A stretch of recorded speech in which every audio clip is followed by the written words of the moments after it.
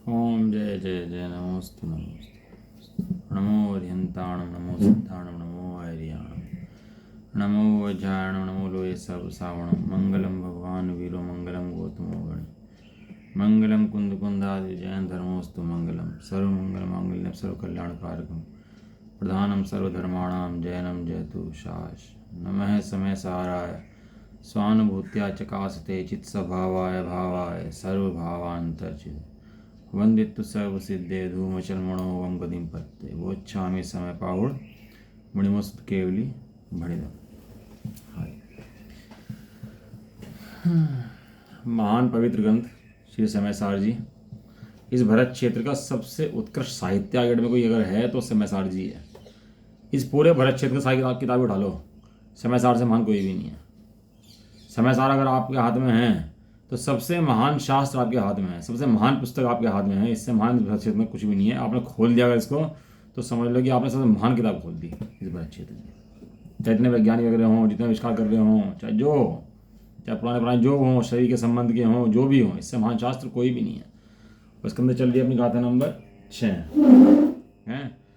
और गाथा नंबर 6 के अंदर हमारी चल रही है जयसेनाचार्य की जो है वो चल रही है टीका भावार्थ। और भावार्थ के अंदर हम यहाँ तक आ गए थे कि इस प्रकार दुख मिटाने के लिए शुद्ध नय का उपदेश प्रधान। ठीक है ना, कल यहाँ तक हो गया था ना अपना, याद है नहीं याद है? इस प्रकार दुख मिटाने के लिए शुद्ध नय का उपदेश प्रधान है। चलो यहाँ तक अपनी बात हो गई थी। इसमें एक लाइन आई थी कल कि अशुद्धता पर द्रव्य के संयोग से आती है। अशुद्धता पर द्रव्य के संयोग से आती है। दो द्रव्य स्वतंत्र हैं, दोनों द्रव्य पूर्ण हैं, अखंड हैं। दोनों द्रव्य अपने आप में अशुद्ध नहीं है। नंबर 1 बात, दो द्रव्य हैं, दोनों के दोनों में आपस में कोई अशुद्धता नहीं है। ठीक है, मिलते हैं तो अशुद्धता पैदा हो जाती है। जब मिलते हैं तो अशुद्धता पैदा होती है। स्वतंत्र रहने से कोई अशुद्धता उनमें नहीं आती। पुद्गल पुद्गल से मिलता है तो अशुद्धता आती है, और जीव पुद्गल से मिलता है तो अशुद्धता आती है। जीव जीव से मिलता है तो अशुद्धता नहीं आती। जीव जीव का बंध नहीं होता, जीव का पुद्गल से बंध होता है। तो पर द्रव्य का संयोग हुआ, उससे बंद उसके अशुद्धता आती है। अशुद्धता आती नहीं, अशुद्धता कही जाती है, क्योंकि वो वहाँ भी स्वतंत्र है, अपनी सत्ता भी है। तो हम जीव द्रव्य हैं और एक पुद्गल द्रव्य हैं, दोनों अपनी सत्ता में हैं। अनादिकाल से बंद है, लेकिन बंद तो प्रत्येक समय नया नया है कि ये पुराना ही चलता आ रहा है, ही चलता आ रहा है नया नया। देखो मोह है, लेकिन मोह की बात की क्या है, क्या मोह की सत्ता एक समय की है।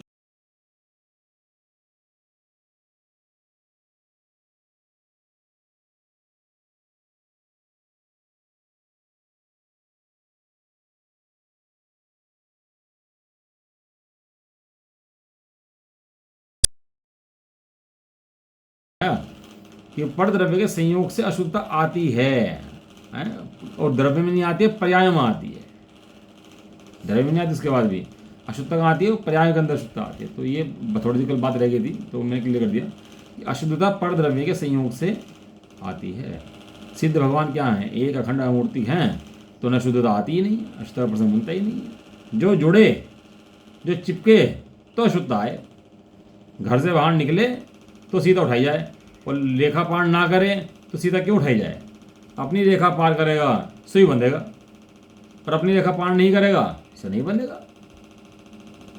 ऐसा, ठीक है ना। तो अपनी सीमा क्या है कि अपने द्रव्य गुण पर्याय अपनी सीमा है, उसको लांग करके पर द्रव्य में अतिक्रमण करने की कोशिश करता है। तो क्या होता है फिर? अब बॉर्डर पर जो ये देश हैं तो क्या करते हैं, चाइना क्या करता है, अतिक्रमण करने की कोशिश करता है। पाकिस्तान क्या करता है, अतिक्रमण करने की कोशिश करता है। तो क्या होता है फिर वहाँ पर? जब अतिक्रमण होता है तो हैं, झगड़ा होता है, बंदूकें चलती हैं, बम फटते हैं, सब काम होते कि नहीं होते? सारे काम होते हैं। तो ऐसे ही यहाँ होता है कि जब ये जीव अंदर बैठा हुआ, प्रमाण का विषय जीव, जब ये पर्याय में राग करके पर को अपना बनाने की कोशिश करता है, पर में लगता है, रमता है, तो क्या होता है कि बंध को प्राप्त हो जाता है। इसका नाम बंध है, वो कुछ और बंध नहीं है, यही बंध है बस। तो इसलिए शुद्ध नय का उपदेश है। अब अगली बात देखो, ये बात है ना, थोड़ा सा बार बार एक ही बात क्यों कह रहे हैं, बार बार रिपीट क्यों करा रहे हैं बात को, इतने दिन से रिपीट क्यों कर रहे हैं? क्योंकि यहाँ हमारी भूल पड़ी हुई है मूल में। यह मूल की भूल है। हम पर्याय में सुखी मानते हैं, पर्याय से अपने को कर्ता मानते हैं, पर्याय से भोक्ता मानते हैं, और अपने शुद्ध द्रव्य से हम ना कर्ता मानते ना भोक्ता मानते अपना आप। हम जानते नहीं ना कि शुद्ध न्याय की वस्तु कुछ होती होगी, ये द्रव्य स्वभाव मेरा ऐसा महान है, या मैं द्रव्य हूँ। मैं तो अपने को पर्याय से मानता हूँ, जितनी पर्याय हैं सोई मैं हूँ।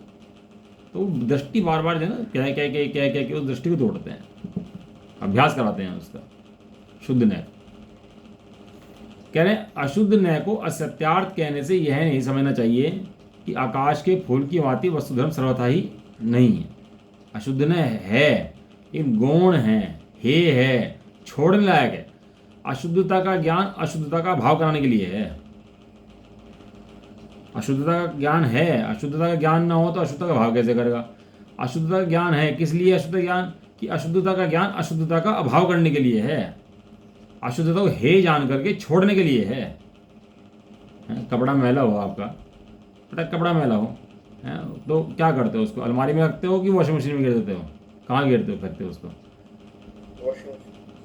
कहाँ फेंकते हैं उसको, वॉशिंग मशीन की तरफ फेंकेंगे। उसके मैल मैला है, कपड़ा साफ है। हमें तो पता है कि मैल भिन्न है और कपड़ा भिन्न है। मैल में कपड़ा नहीं है, कपड़े में मैल नहीं है, तो क्या करें अब, पहनने ऐसे ही क्या करें उसको, कपड़े को क्या करें। मैल मैला है, कपड़ा साफ है, तो कोई बात नहीं, पहन लो उसे ऐसे ही। और चला गया मार्केट पहन के, तो कहने लगा गंदा कपड़ा पहन रखा, कहना भैया मैल मैला है, कपड़ा तो साफ है। जो भी बोले उससे क्या कहे कि मैल मैला है, कपड़ा तो साफ है। बताओ उसने समझा कि नहीं समझा? नहीं समझे। हाँ, ये बड़ी गरीब बात है। अशुद्धता अगर ना हो तो बताते क्यों? अशुद्धता अगर ना हो तो बताएंगे। गधे के सींग पर कौन सा कलर करें बताओ, लाल करें या हरा करें? क्यों भाई, गधे के सींग पर कौन सा कलर करना चाहिए, हरा की लाल की पीला? यदि है ही नहीं तो फिर बाद की बात तो बाद में आएगी ना कलर की। जब है ही नहीं गधे का सींग तो कलर कहाँ है बात का? गधे का सींग तो होता ही नहीं है। तो इसलिए जब अशुद्धता अगर होती नहीं तो कहते क्यों? लेकिन अशुद्धता जहां पर है वहां से कहते हैं। अब ये समझ लेना कि कपड़े को मत फाड़ देना, मैल निकालने के चक्कर में कपड़े को मत फाड़ देना। क्या करना कि मैल को निकाल देना और कपड़े को रख लेना, क्योंकि कपड़ा कपड़ा है और मैल मैला है, मैल अशुद्धता है।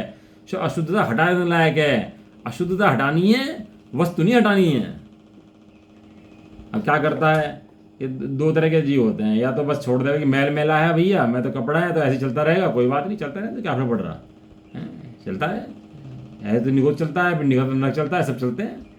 जब आलू प्याज चलेंगे, रात दिन चलेंगे यहाँ पर, तो आगे क्या चलेगा, फिर नरक भी चलेंगे, निगोद भी चलेंगे, सब चलेंगे। फिर तो रुकेंगे थोड़ा ना, फिर रुकने वाले नहीं है। ऐसा ही बराबर व्यवस्था समझ करके उस अशुद्धता का भाव करके द्रव्य स्वभाव को उपादेय करना स्वादवाद है। अशुद्धता का भाव अशुद्धता का ज्ञान अशुद्धता का भाव करने के लिए, और अशुद्धता ज्ञान ना करे और ज्ञान करके ऐसे ही बैठा रहे, दोनों चीजें हैं। तो ज्ञान ना करे और ज्ञान कर भी ले और अशुद्धता का हटाने का उपाय ना करे, तो दोनों के दोनों एक ही कैटेगरी के अंदर हैं। समझ में आया? तो कह रहे अशुद्धता को असत्यार्थ कहने से यह नहीं समझना चाहिए कि आकाश के फूल की बातें वस्तुधर्म सर्वथा ही नहीं है। फिर तो सांख्यमति हो जाएगा, चाहे जो कर, चाहे जो पी, चाहे जैसा रहे, फिर तो कोई बात ही नहीं जाती। समझ आया नहीं आया? सर्वथा नहीं है ऐसा सर्वथा एकांत समझने से मिथ्यात्व होता है। पर्याय का विवेक होता है। पर्याय का विवेक क्या होता है कि पर्याय का कर्ता मैं नहीं हूं, ऐसा विवेक होता है। और ऐसा विवेक होने के बाद भी स्वच्छंदता नहीं होती। स्वतंत्रता में और स्वच्छंदता में फर्क है। क्यों आशीष जी, है कि नहीं है? स्वतंत्रता अलग बात है और स्वच्छंदता अलग बात है। गुरुओं के अंदर में रहकर भी तुम स्वतंत्र रह सकते हो, हैं? गुरु के अनुशासन में स्वतंत्र रह सकते हो। तो स्वच्छंद अपनी मर्जी से कुछ भी कहेगा तो स्वच्छंद हो जाएगा, और कुछ ही मानेगा स्वच्छंद हो जाएगा। आपको डॉक्टर साहब कह रहे थे ना कल कि वो जब कहा कि पुण्य के पुण्य है, कितनी गाथाओं सिद्ध कराओ कि पुण्य है भाई, पुण्य है। पुण्य तो जिसे पुण्य उपाधि है उसको लगता है, कहने लगा यार ये बात क्यों कह रहे हैं ऐसी, पुण्य है। लेकिन पुण्य वर्तता हुआ पुण्य जिसमें तू उपाधि मानता है वो है उस समय पुण्य। पुण्य पुण्य के लिए नहीं है। यदि पुण्य पुण्य के लिए है तो पाप है।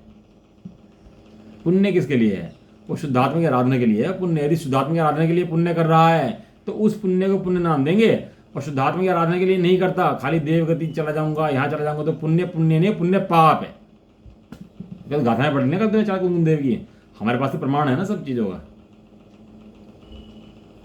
ऐसा सर्वदा एकांत समझने से मिथ्यात होता है, इसलिए स्यादवाद की शरण लेकर शुद्ध न्याय का अवलंबन लेना चाहिए। अशुद्ध न्याय को छोड़ना चाहिए और शुद्ध न्याय का अवलंबन लेना चाहिए। शुद्ध न्याय कौन है? कि जो शुद्ध आत्मा की बात करे, शुद्ध आत्मा को दिखाए, सो शुद्ध न्याय है।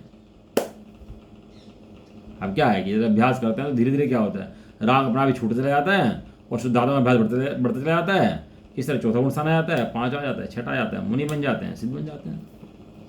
ये तो विधि है, इसके अलावा कोई और विधि भी होगी। चौथे गुण स्थान से जिस शुद्धात्मा का अनुभूति का जन्म होता है वह अनुभूति 5वें और बढ़ जाती है, राग कम हो जाता है। 6ठे में और बढ़ जाती है, राग और कम हो जाता है। और 7वें 8वें 9वें में तो शुद्धात्मा की अनुभूति चलती है और अनंत बन जाता है और राग का पूर्ण भाव हो जाता है। राग टिकता ही नहीं है, अशुद्धता का भाव हो जाता है। शुद्धता बढ़ती रहती है और अशुद्धता घटती रहती है। ये सब होता कब है? जब परिपूर्ण स्वभाव दृष्टि में हो, जब एक ज्ञायक भाव जो जिसे प्राप्त करना है सिद्धों के अंदर, जो पूर्ण दशा है उसका परिपूर्ण ज्ञान हो, तब जाकर अशुद्धता घटती है। भाई साहब यदि अशुद्धता कोई उपाधि मान ले, बीच की कैटेगरी उपाधि मान ले तो नहीं घटती। अब मुनि बने को उपाधि मान ले कि मुनि बनते हैं सुखी हैं, लेकिन सिद्ध तो स्वभाव से कैसा है? तो स्वभाव से सिद्ध है। तो स्वभाव से मुनि नहीं है, तो स्वभाव से श्रावक नहीं है, तो श्रावक नहीं है तो ज्ञायक है। इसलिए स्यादवाद की शरण लेकर शुद्ध न्याय का अवलंबन लेना चाहिए। स्वरूप की प्राप्ति होने के बाद शुद्ध न्याय का भी अवलंबन नहीं रहता। शुद्ध न्याय का अवलंबन कब तक चाहिए? शुद्ध न्याय है। अब वो सोने को लगाया, 16 ताव दिए और सोना शुद्ध हो गया, फिर ताव में लगाया जा रहा, फिर ताव में लगाया जा रहा उसको, तो क्या होगा? फिर वो सोने का नाश करेगा तो और कुछ नहीं करेगा उसके बाद। शुद्ध न्याय वस्तु व्यवस्था पूरी समझनी पड़ेगी। शुद्ध न्याय का अवलंबन किस लिए है? वस्तु की प्राप्ति के लिए, अशुद्धता के नाश के लिए। अब वो प्राप्त हो गया, बस उसको अशुद्ध न्याय का अवलंबन नहीं रहता, छोड़ देता है। इसलिए फिर मुनराज को दर्शन की जरूरत नहीं पड़ती, भक्ति की जरूरत नहीं पड़ती। मुनराज को बाधा नहीं है शास्त्री जी कोई कि वे भक्ति करें, पूजा करें, दर्शन करें, उनको बाधा नहीं है। उनके अष्टकर्म में है ही नहीं देवदर्शन। हाँ, देवदर्शन नहीं है उनके अष्टकर्म। क्यों नहीं है? क्योंकि उन्हें इसकी आवश्यकता ही नहीं है। और हमारे अष्टकर्म में जरूर कंपल्सरी चीज़ है। बिल्कुल। क्यों है हमारे अष्टकर्म में कंपल्सरी? तो इतनी कंपल्सरी है तो उनकी भी होनी चाहिए, इतनी जरूरी चीज़ है। वो कमजोरी है, उनका पर्पस सिद्ध हो गया ना। वो कमजोरी है भाई साहब। देवदर्शन कमजोरी है, सहारा है। स्वाध्याय सहारा है, चर्चाएं सहारा हैं। ये उपाधि नहीं है, ये अशुद्ध न्याय है। किसके लिए हैं? ये अशुद्ध न्याय है। ये जो दर्शन है, पूजा है, अशुद्ध न्याय से। और शुद्ध न्याय से क्या है कि शुद्ध न्याय से शुद्धात्मा का अवलंबन तूने पकड़ा तो ठीक है, और नहीं पकड़ा तो फिर वो संसार में निकल जाता। इन माध्यमों को, साधनों को पा करके तूने शुद्धात्मा का साधन पकड़ लिया तो ठीक है, और नहीं पकड़ पाया तो फिर चला जाता है। अब कितनी कौन करे इन बातों को बताओ। अच्छा इतने सब चल रहे, इतने मठ चल रहे, इतनी बातों करने वाला कोई है? इन चीज़ों को चार कुंकुम दे के अभिप्राय को स्पष्ट करने वाले कोई लोग हैं जो बात करते हो? इसलिए स्वामी जी को अलग चलना पड़ा अपने लेकर, नहीं तो कोई सुनने वाला है नहीं बातों को। इसके मोहम्मद पढ़े तो सुने, मोहम्मद पढ़ता ही नहीं तो सुने कैसे? आप कह रहे हैं स्वरूप की प्राप्ति के बाद शुद्ध न्याय का अवलंबन नहीं रहता। जो वस्तु स्वरूप है वह है, यह प्रमाण दृष्टि है। जो वस्तु स्वरूप है वो तो ऐसे का ऐसे ही है, प्रमाण की दृष्टि है। मतलब प्रमाण में द्रव्य भी है, पर्याय भी है। और इसका फल क्या है? इसका फल वीतरागता है। इसका फल वीतरागता। देखो क्या है कि आचार्य जैसे आचार्य ने लिखा उसके अंदर कि चौथे गुणस्थान के अंदर जो सराग समदृष्टि होते हैं, चौथे गुणस्थान के अंदर सराग समदृष्टि होते हैं। 5वें में से वीतरागता शुरू होती है, 6ठे में पूर्ण वीतरागता होती है। ऐसा उन्होंने लिखा। उन्होंने लिखा कि पहले से तीसरे गुणस्थान तक घटता हुआ अशुभोपयोग, चौथे से लेके 6ठे तक बढ़ता हुआ शुभोपयोग, और 7वें से आगे शुद्धोपयोग। जैसे आचार्य ने कहीं जगह लिखी गाथा के अंदर। क्या लिखी जरा दोहरा दोगे एक बार? कौन दोहराएगा बताओ? पहले से तीसरे तक गुणस्थान तक, गुणस्थान तो पता होंगे ना, पहला सब गुणस्थान काम तो हो ही ना मुझे। पहला, दूसरा, तीसरा, चौथा, पांचवा, चौथा समदृष्टि का, 5वां श्रावक का, 6ठा मुनियों का, सब तो पता ही है ना सब लोगों को, ये तो किसी बात नहीं है। क्योंकि उन्होंने कहा पहले से तीसरे तक घटता हुआ शुभोपयोग, घटता हुआ अशुभोपयोग, पहले तीसरे तक घटता हुआ अशुभोपयोगी। जो जीव पहले से तीसरे में वो क्या कर रहा है, अशुभोपयोग घटा रहा है। और चौथे से छठे तक बढ़ता हुआ शुभोपयोग, और सातवें से आगे बढ़ता हुआ शुद्धोपयोग। तो पकड़ ली बात उन लोगों ने, कहने लगा भैया तो आचार्य जैसे ने लिखा है कि बढ़ता हुआ शुभोपयोग है, तो चौथे गुण स्थान के अंदर आत्मा का अनुभव नहीं होता, क्या होता है, मात्र शुभोपयोग होता है। तो शुभ की क्रियाएं कर, खूब व्यवहार कर, अच्छे से रहे, और तू शुभोपयोग पाल, साधवी चर्चा कर, बस इसी का नाम तेरा समय दृष्टि है। इसका मतलब तू कौन से गुण स्थान में है, तो चौथे गुण स्थान में है। इसका मतलब ये है। 5 में तूने और चर्चाएं बढ़ा दी, प्रतिमाएं धारण कर ली, ब्रह्मचर्य बन गया, एल्लक बन गया, छिल्लक बन गया, तो इसका मतलब क्या हुआ, कितना गुण स्थान बढ़ गया। तो कौन सा गुण स्थान बढ़ती है, कि तो 5 गुण स्थान बढ़ती है। अब क्या हुआ उसके बाद, किसी ने आगे बढ़ा और शुभोपयोग बढ़ा लिया। शुभोपयोग क्या बढ़ा लिया, कि सब त्याग कर दिया, कपड़े त्याग कर दिए, पीछे का मंडल ले लिया, बंगले जंगल में चला गया है। तो इसका नाम क्या हुआ, छठा गुण स्थान हो गया इसका है। अभी क्या कह रहे हैं कि अभी तक शुद्धात्मा की अनुभूति नहीं हुई उसको।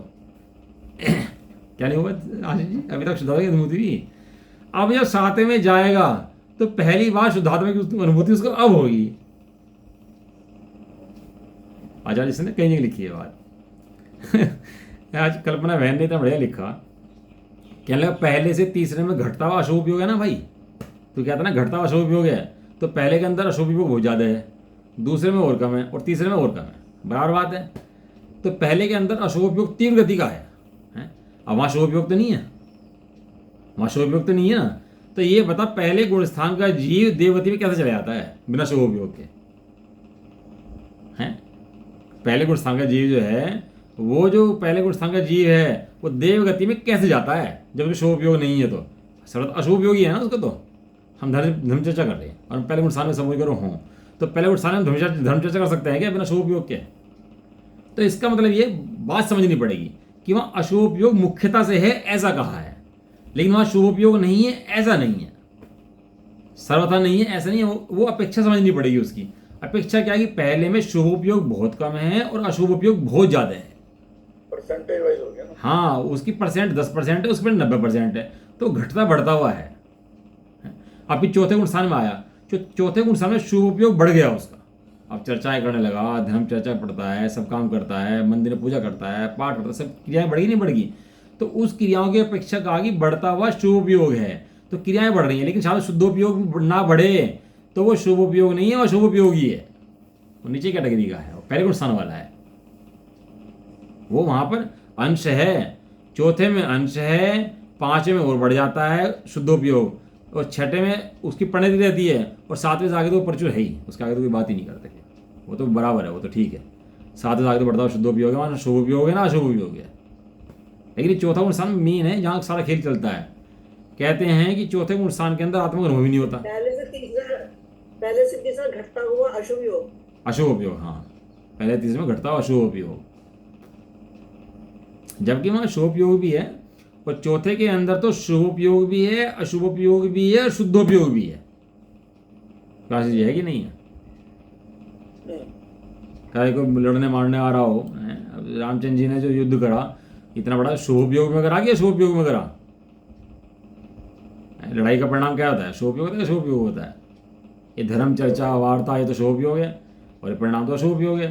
तो अशुभ उपयोग में युद्ध हो गया इतना बड़ा, तो युद्ध हो गया। तो चौथे गुण स्थान के अंदर तीनों परिणाम हैं। वह शुद्धोपयोग बहुत कम है, शुभोपयोग बहुत ज़्यादा है, और शुभ उपयोग कम रहता है। और वो 5वें गुण स्थान में क्या होता है कि वो शुभ उपयोग बढ़ जाता है, अशुभ उपयोग घट जाता है। और 6ठे में क्या होता है कि अशुभ उपयोग रहता नहीं है और शुभ उपयोग पूरा हो जाता है। और 7वें में तो ना शुभ है ना अशुभ है, केवल शुद्धोपयोग रहता है। ऐसा समझ में आया? आवाज नहीं आया? थोड़ा भारी विषय है, क्योंकि क्या है कि जीवन ने अपने हिसाब से इनके तर्क निकाल लिए, मन निकाल लिए, जबकि ऐसा है नहीं। अशुद्धता का ज्ञान करा, पहले से चौथे में गया तो अशुद्धता का अंश मिट गया, शुद्धोपयोग प्रकट हुआ, उसके बाद चौथा गुण स्थान हुआ। यदि शुद्धोपयोग का अंश ना हो तो चौथा गुण स्थान हो नहीं सकता। वो तो उसमें 6 डालने में आता है, आत्म अनात्म के ज्ञान हीन, जे जे करनी तन करन छीन। यदि आत्मा का अनात्मा ज्ञान नहीं है तो जो भी तू कर रहा है, अपने तन को छीण कर रहा है, बाकी इसके अलावा कुछ नहीं कर रहा। ऐसा तो स्वरूप की प्राप्ति होने के बाद शुद्ध नय का अवलंबन नहीं रहता, जो वस्तु स्वरूप है प्रमाण दृष्टि है, और उसका फल क्या है? वीतरागता है। यह वीतरागता चौथे गुण स्थान से शुरू होती है। कौन से गुण स्थान से शुरू होती है? चौथे से शुरू होती है। और जब शुरू होती है, उससे पहले क्या होता है? और शुरू तो होती है तो रिजल्ट हो गया कि चलो शुरू हो गई। उससे पहले क्या होता है? उससे पहले तत्व चिंतन होता है, तत्व निर्णय होता है, अन्याय अनित्य पक्ष का त्याग होता है, हैं? जीव की आराधना बढ़ जाती हैं, चर्चाएं बढ़ जाती हैं, वो सब ये होता है। चिंतन बढ़ जाता है उसका, विवेक बढ़ जाता है उसका, शुद्धात्मा की आराधना बढ़ जाती है उसकी, ये होता है। उससे पहले नुकसान टोटम जी ने बहुत लिखा उसके बारे में। फिर सम्यक तो सन्मुख मिथ्या दृष्टि का पकड़ पड़ने लायक है उसका, उसके अंदर कौन सा आज जी? सम्यक तो सन्मुख मिथ्या दृष्टि। हाँ, वो तो खोलना है, उसके 5-6-10 पेज हैं, वो पढ़ना, बड़ा मजा आएगा पढ़ने में। वो सम्यक दर्शन से पहले होता क्या है वो बता देंगे इसके अंदर, उसकी नीयत तैयार कर देंगे तुम्हारे सम्यक की। पढ़ना उसके अंदर, पकड़ना, अच्छा पकड़ना है। इस प्रकार निश्चय करना योग्य है। पढ़ो जो अगला पैरा है तो पढ़ लेते ना, आगे बढ़ लो। यहाँ यायक भाव प्रमत्त अप्रमत्त नहीं है, ऐसा कहा है। वह गुण स्थानों की परिपाटी में छठे गुण स्थान तक प्रमत्त और 7वें से लेकर अप्रमत्त कहलाता है, किंतु यह सब गुण स्थान अशुद्ध नय की कथनी में है। शुद्ध नय से तो आत्मा ज्ञायक ही है। बस अब प्रश्न यह बस होता बस है, बस बस ये तो अगली थानी आ गई ना, अगली गाथा की। शुद्ध नय से तो आत्मा ज्ञायक ही है, यानी कि जहाँ जो ऊपर कहते हैं शुद्ध नय का आश्रय करना योग्य है, तो यहाँ कहते हैं ज्ञायक का आश्रय करना योग्य है, हैं? और ये जो पहले से 14 तक की अशुद्धता और शुद्धता है, ये अशुद्ध नय से हैं, इनका आश्रय करना योग्य नहीं है, हैं? बच्चा चौथी में था, माँ ने कहा बेटा 5वीं में क्लास कर ले और बस बहुत बढ़िया हो जाएगा। 5वीं कर ली, कहना अब तो ठीक है, कहना नहीं बेटा अब तूने 5वीं कर ली तो 6ठी कर, 7वीं कर, 8वीं कर, टिकने दोगे नहीं, टिकने दोगे कहीं, हैं? जहाँ भी कर लेता हूँ वहाँ से आके दिखानी शुरू कर देते हो, और फिर कहते हो कि नहीं और कर और कर और कर। इतनी बार ये कर लिया, कर तो लिया मैंने पूरा पूरा कोर्स अपना, कि अभी जब तक तू तेरा लक्ष्य पूरा नहीं होगा, इंजीनियर का, डॉक्टर का, जो तुझे बनना है, तो तब तक यही कहते रहेंगे कि तू आगे का कर और पीछे का छोड़। आगे को उपादेय कहेंगे और पीछे को हे कहेंगे। जो कर चुका वो हे, और जो करना है वो उपादेय, और जो वो कर लेगा तो वो हे, और आगे वाला उपादेय। ये तो विधि है। और जितनी पढ़ाई चल रही है आज डेट में लोग में, वो सब इसी वजह से चल रही है। जिस क्लास में बच्चा होता है वो उपादेय, जब वो कर लेता है तो वो हे, और जब अगली क्लास में होती है तो उपादेय। और ऐसे मोक्ष मार्ग के अंदर है। लेकिन लक्ष्य लक्ष्य लक्ष्य लक्ष्य कहाँ पर है? यदि लक्ष्य भ्रष्ट है तो क्या करेगा बताओ? तो ट्रेन आती है स्टेशन पे इतनी है, हमें जाना है ग्वालियर, और ट्रेन बहुत सारी आ रही है, तो कोई सी भी ट्रेन में चढ़ जाते हो कि जो ग्वालियर ट्रेन जानी है उसमें चढ़ते हो? जो ग्वालियर जा रही है ट्रेन तो बहुत सारी चल रही है वहाँ पे, किसी जो आई पहले उसमें बैठ जाओ। तुम्हारी ट्रेन 2 घंटे लेट है, एक ट्रेन पहले आई, 2 घंटे में जाके से करनी, कहना बैठ ले इसी के अंदर, ऐसा कर लेते हैं। लक्ष्य, यदि लक्ष्य में शुद्ध नहीं है तो वो वस्तु की प्राप्ति ही नहीं होगी। शुद्ध नय, इसलिए कहते हैं शुद्ध नय से तो आत्मा ज्ञायक ही है। जिसकी दृष्टि ज्ञायक की नहीं है उसको गुण स्थानों के अंदर प्रवेश नहीं है। अभी पहले भी पढ़ा हुआ है, वो चौथे 5वें 6वें में आया ही नहीं है। जिसको दृष्टि है उसका बढ़ना बढ़ना कहा जाता है, जिसको दृष्टि नहीं है वो भी बढ़ा ही नहीं है। ठीक है, इतनी अपनी गाथा 6 में हुई। और अब इसके अंदर जैसा चाहे ठीक है, बस पढ़ लेते हैं उसको। मैं खोल लेता हूँ उसको 1 मिनट। आशीष जी किट आ गई है कि नहीं आई है अब ये बताओ? नहीं, आज भेजूंगा जी ड्राइवर उसको। आप ही घर भेजना, कहाँ भेजना होगा? और दीपाली के बाद भेज देना, दीपा वहीं भीमगली ले आएगा। भीमगली से? हाँ, खुल गया सामने तुम्हारे, आ गया? 1 सेकंड।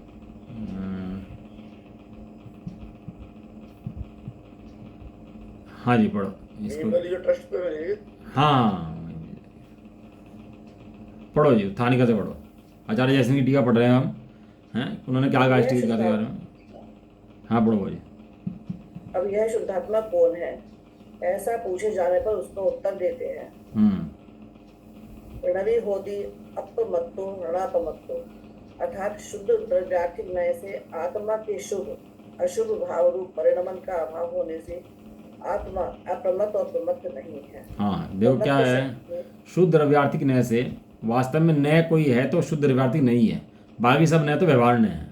बात करते हैं उनकी नयों की तो वो सब व्यवहारण्य हैं, और वास्तव में नया कोई है तो शुद्ध द्रव्यार्थी नहीं है। शुद्ध द्रव्यार्थी के माने शुद्ध द्रव्य की जो बात करे वो है। आत्मा शुभ अशुभ भाव रूप परिणाम का अभाव होने से अपरमत्त भी नहीं है और परमत्त भी नहीं है। तो क्या शुद्धात्मा कौन है, कैसा है वो शुद्धात्मा है?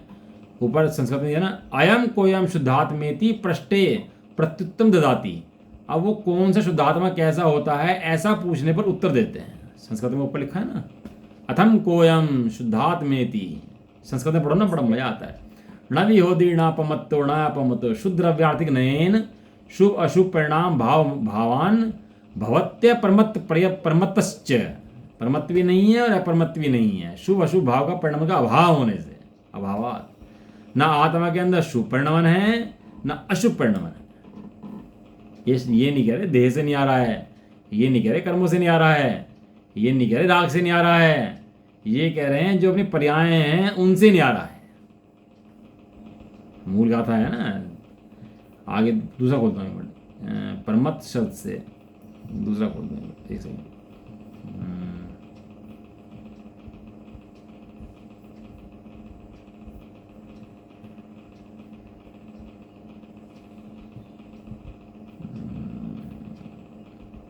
हाँ जी पढ़ो, पेज नंबर 26। प्रमत्त शब्द से मिथ्या दृष्टि आदि से लेकर प्रमत्त गुण स्थान पर 6 गुण स्थान तथा अप्रमत्त शब्द से 7वें अप्रमत्त गुण स्थान से लेकर अयोग केवली गुण स्थान पर अंतिम 8 गुण स्थान ग्रहण किए जाते हैं। प्रश्न, वह कर्ता कौन है? उत्तर, जाणगो दूजो भावो अर्थात ज्ञायक ज्ञान स्वरूप जो यह भाव या पदार्थ है वह शुद्धात्मा है। एवं भणंति शुद्धम, ऐसा शुद्ध नहीं कि अवलंबन लेने वाले शुद्ध कहते हैं। प्रश्न, तो वह क्या है? उत्तर, राधा जो दू सोच है अर्थात ज्ञाता या शुद्धात्मा जो कहा जाता है वह तो वही है अथवा ज्ञाता ही है, ऐसा अर्थ है। इस प्रकार स्वतंत्र 6 गाथाओं द्वारा प्रथम स्थल पूर्ण हुआ। पहले से लेकर 6ठे तक के ना गुण संग नाम परमत्त हैं, वैसे परमादि अवस्था में कहे जाते हैं। और उसके बाद जो है वो शुद्धात्मा की अनुभूति होती है, 7वें से प्रचुर संवेदन होता है, तो उसके बाद गुण संग जो अपरमत्त कहे जाते हैं। पहले 6 गुण संग परमत्त हैं क्योंकि आत्मा की अनुभूति प्रचुर रूप से नहीं होती। यहाँ प्रमादी मने जो आत्मा का अनुभव प्रचुर रूप से ना करे सो प्रमादी है। कदाचित किसी को रोग पड़ रहे हो, एक्सरसाइज करता हो, योग करता हो, तो 10-5 मिनट कर ले योग, तो उससे काम थोड़ा चलता है। 10-5 मिनट हाथ पैर हिला लिए, ऐसे घूम ले, तो उससे काम थोड़ा चलता है। रोग बड़ा है तो काम भी बड़ा करना पड़ेगा। इस तरह यहाँ परमादी कहा उसको भी कि जो भैया अपना बराबर काम नहीं करता वो परमादी, और जो बराबर काम करता है वो अपरमादी। तो कहते हैं जो 7वें से ऊपर है वो सब क्या हैं? अपरमादी हैं, क्योंकि अपना काम करने में लगे हुए हैं दिन रात, तो ये सब अपरमादी। तो अयोग केवल गुण स्थान तक, 14 गुण स्थान तक जो 8 गुण स्थान है वे गए। उनका कर्ता कौन है? उसका कर्ता कौन है? ज्ञाया ज्ञान स्वरूप जो भाव पदार्थ है वह शुद्धात्मा है। कर्ता कौन है? उसको कौन करता है? वो शुद्धात्मा करता है। लेकिन शुद्धात्मा करने के बाद भी क्या है कि आत्मा न परमत्त है न अपरमत्त है। ऐसा शुद्ध न के अवलंबन लेने वाले शुद्ध कहते हैं। तो क्या है कि ज्ञाता शुद्धात्मा जो कहा है, जो ज्ञाता कहा है, शुद्धात्मा कहा है, वो कौन है? वह तो वही है, अर्थात ज्ञाता ही है, ऐसा अर्थ है। अभी क्या है कि 6 गाथाओं द्वारा प्रथम स्थल पूर्ण हुआ इसका। समय सार जी का पहला पाठ यदि कोई है तो 6 गाथाओं के अंदर है। 6 गाथाएं जिसने पढ़ ली, अच्छे समझ ली, उसने पूरा समय सार पढ़ लिया। अब आगे कहते हैं कि अब विस्तार रुचि वाले शिष्य के लिए आगे समय सार शुरू होता है। 6 गाथा के अंदर पूरा समय सार आया। अब आगे पढ़ो इसकी जो ये गाथा है अगले वाली, पढ़ो जी आज पढ़ो। कौन पढ़ेगा? आप पढ़ो भाई, कोई बात नहीं।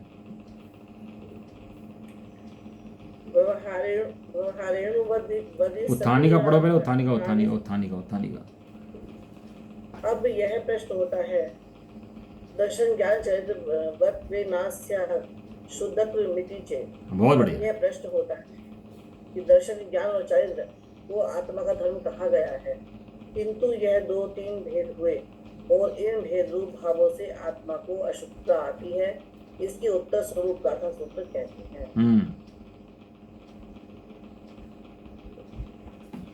पढ़ो गाथा पढ़ो। वह रेणु वदिसदी राणिस चरित दंसनाणम नवीनाणम न चरितम न दंसनम जानदो सुतो। चारी पढ़ो। चारित्र दर्शन ज्ञान भी व्यवहार कहता ज्ञान के। चारित्र नहीं दर्शन नहीं ज्ञान ज्ञायक शुद्ध है। व्यवहारेणु वदिष्यति, व्यवहार ने ऐसे ऐसा उपदेश दिया है। व्यवहारेणु उपदसति, व्यवहार ने ऐसे उपदेश दिया है। वदिष्यति माने उपदिश्यति माने उपदेश दिया है। व्यवहार ने ऐसे उपदेश दिया है। क्या नाणिस माने ज्ञानी के, क्या है चरितम दंसनम नानम, ज्ञानी क्या है, दर्शन है, चरित्र है, नाम ज्ञान है। नवीनाणम, ना तो ज्ञान है, ना चरितम, ना चरित्र है, ना दंसनम, ना दर्शन है। ये तीन नहीं है। ऐसा होने से क्या है, जान गो शुद्धो, जैसे ज्ञायक जो है वो शुद्ध है। पहली गाथा में पर्याय भेद लिया था, इस गाथा में गुण भेद ले रहे हैं कि गुणों का भेद भी उसके अंदर द्रव्य के अंदर नहीं है। द्रव्य, पहली बात तो सीमा अपनी द्रव्य जितनी है, और द्रव्य की सीमा के अंदर ना तो गुणों के भेद हैं ना पर्यायों के भेद हैं, क्योंकि द्रव्य तो अखंड एक पूरा है, खंड खंड नहीं है। ऐसा खंड खंड होकर द्रव्य नहीं है कि उसके खंड खंड हैं, अलग अलग है, गुण वाला है, पर्याय वाला है। वो तो कहने की इच्छा है, समझाने की। अनादिकाल से मिथ्याष्टि जी को समझाते हैं, बाकी वस्तु के अंदर कोई भेद नहीं है।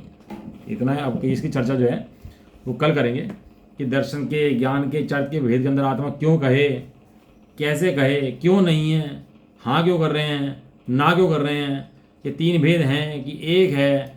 इस सब की बात जब कल चलेगी तो पता लगेगा इसके अंदर क्या आता है। अपनी 6 नंबर गाथा पूरी हो गई। बहुत इंपॉर्टेंट गाथा है, इसको गाथा को बार बार सुनना, समझना, लिख लेना जगह जगह। बहुत इंपॉर्टेंट गाथा है, 6 नंबर की है। ठीक है, आज के लिए इतना ही, और बाकी कल चर्चा करो। निज